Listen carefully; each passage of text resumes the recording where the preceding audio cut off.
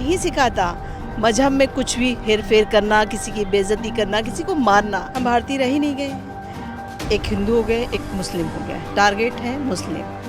हिंदू को हिंदू की तरफ खींचा जा रहा है। अगर हिंदू आज हमारा कोई दोस्त रहा भी है तो वो अब सिर्फ हिंदू ही रह गया है। अरब में तो ये कानून है, आँख के बदले आँख, कान के बदले कान और जान के बदले जान।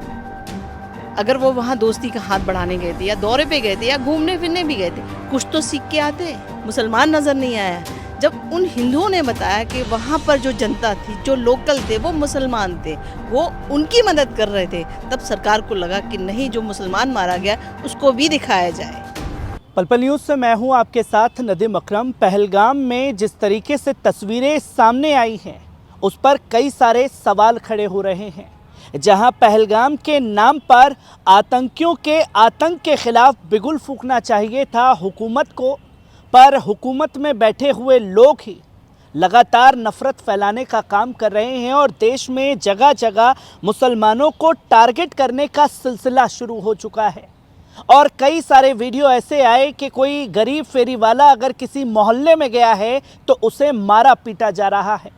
और तस्वीर ये भी सामने आई कि जयपुर की जामा मस्जिद पर खड़े होकर के भारतीय जनता पार्टी के विधायक बाबा बाल मुकुंद आचार्य जो हैं, पाकिस्तान मुर्दाबाद के नारे जामा मस्जिद की सीढ़ियों पर खड़े होकर के लगाते साफ तौर पर उकसाने की कोशिश की जा रही है। और इसी पर हमारे साथ बात करने के लिए मलका जी मौजूद हैं। किस तरीके से देखते हैं इस पूरे इंसिडेंट को? जहां भारत की बात होनी चाहिए थी, भारतीयों की बात होनी चाहिए थी, वहां हिंदू मुस्लिम प्ले कार्ड खेला जा रहा है। बिल्कुल, हम भारतीय तो रह ही नहीं गए हैं। जब से हमारी नई सरकार आई है हम भारतीय रह ही नहीं गए हैं। एक हिंदू हो गए, एक मुस्लिम हो गया। टारगेट है मुस्लिम। हिंदू को हिंदू की तरफ खींचा जा रहा है। अगर हिंदू आज हमारा कोई दोस्त रहा भी है तो वो अब सिर्फ हिंदू ही रह गया है। दोस्ती तो ख़त्म हो ही गई है। जितना भी पूरा देखें, आगे पीछे देखें, हम हिंदुस्तानी रह ही नहीं गए। हमें सीधा सीधा टारगेट किया जा रहा है, नाम पूछा जा रहा है। जो हुआ है कश्मीर में, क्या आपको लगता है वो होना चाहिए था? ना कभी ऐसा हुआ है कि नाम पूछ के मारा गया। वो लोग आ सकते हैं हमारे यहाँ, हम क्यों नहीं जा सकते वहाँ पर? ये तो हमारी सरकार जाने। हिंदू मुस्लिम मार कुटाई, हिंदू मुस्लिम, बस यही देख रहे हैं। 15 साल हो गए ये देखते ही देखते। आगे क्या होगा, कैसे होगा, समझ में नहीं आ रहा। मुसलमान को भगा के आप कहाँ ले जाओगे? नाम पूछ करके जो है मारा जा रहा है, क्योंकि ये तस्वीर सामने आई कि कलमा पढ़ाया गया, पर ऐसे कोई एविडेंस जो हैं वो सामने नहीं आ पाए। मीडिया की तरफ से ये तमाम बातें सामने आई। कैसे देखते हैं जो एक भाईचारा ख़त्म करने की कोशिश हुई? लोग ये तो बता रहे हैं कि 26 लोगों को मारा गया, उसी में एक आदिल शाह हुसैन था, उसको भी मारा गया। उसने खुद आतंकियों की बंदूक छीन करके उनसे मुकाबला किया, फिर वो मारा गया। तो कैसे देखते हैं, क्योंकि जान गंवाने वाला तो इसमें एक मुसलमान भी था ना, वो क्यों नहीं नज़र आ रहा है फिर सरकार? वो तो नज़र आया ही नहीं ना, वो उनको नज़र आया ही नहीं। पहले सिर्फ हिंदू नज़र आए, हिंदू जो कलमा नहीं पढ़ पा रहे थे। इंसान नज़र नहीं आया उनको। हमारी सरकार को इंसान नज़र नहीं आया, मुसलमान नज़र नहीं आया।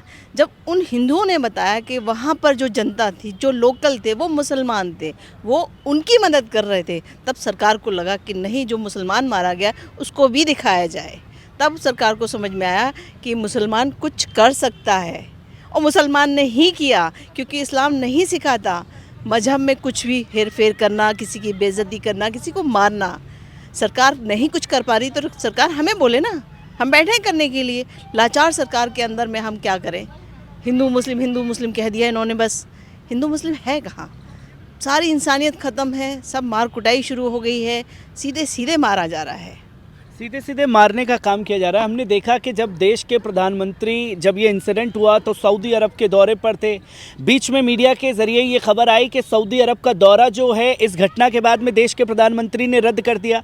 पर देश के प्रधानमंत्री ना जिस जगह घटना हुई पहलगाम, वहाँ पहुँचते हैं, जो मारे गए ना उन परिवारों से मिलते हैं, और जो लोग घायल हुए उनसे भी नहीं मिलते, सीधा प्रचार प्रसार के लिए बिहार के पटना में पहुँच जाते हैं। कैसे देखा जाए, कैसे समझा जाए कि इस वक्त में देश के प्रधानमंत्री के लिए चुनाव ज़्यादा ज़रूरी थे या भारतीय? आपने सही कहा।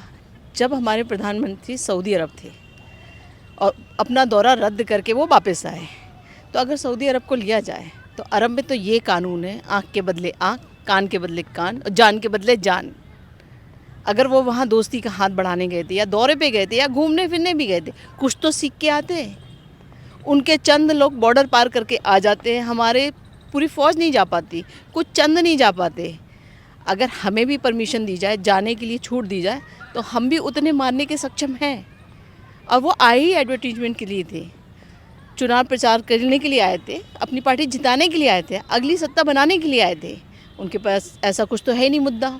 जब कोई बड़ा मुद्दा होता है, जब कोई बड़ी बात होती है, कोई बात दबानी होती है, बिल को दबाना था, तो कोई ना कोई कांड बाहर आता ही आता है। तो ऐसा क्यों? सऊदी कानून लागू कर दे, जान के बदले जान। तो आप साफ तौर पर कह रही हैं जिस तरीके से इस्लामिक देशों में कानून है वो कानून लागू होना चाहिए, पर हमने ये भी देखा कि एक सीमा हैदर नाम को सोशल मीडिया पर बहुत प्रचार प्रसार होता है। सीमा हैदर नेपाल से भारत आ जाती हैं, पूरी मीडिया को खबर होती है, आईबी को खबर होती है, सब लोगों को खबर होती है, पर इतनी बड़ी घटना को अंजाम दे करके आतंकी वापस लौट जाते हैं, सरकार को कोई खबर नहीं होती। क्या मानते हैं कि चूक हुई है? क्योंकि आज खुद जो कश्मीर के मुख्यमंत्री हैं अब्दुल्ला, उन्होंने साफ तौर पर अपने उसमें खड़े होकर के बोला विधानसभा में कि मेरी जिम्मेदारी थी उनको महफूज रखने की, मैं उस जिम्मेदारी पर खरा नहीं उतर पाया। तो क्या आपको तवक्को है कि देश के प्रधानमंत्री माफ़ी मांगेंगे देश की जनता से? बिल्कुल मांगना चाहिए, दोनों हाथ पैर जोड़ के मांगना चाहिए। हमारे अमित शाह जी को भी मांगना चाहिए, उमर अब्दुल्ला को भी माफ़ी मांगना चाहिए। क्या वो अपना बॉर्डर सिक्योर नहीं कर सकते? सबको पता है कि वो घूमने का टूरिस्ट प्लेस है, हज़ारों लाखों लोग वहाँ जाते हैं घूमने के लिए। हम भी गए हैं एक बार वहाँ पे, कोई सिक्योरिटी नहीं है। 18-20 साल के बच्चे अंदर चले आते हैं। अभी हमें जाना होगा तो वीज़ा लगाना पड़ेगा।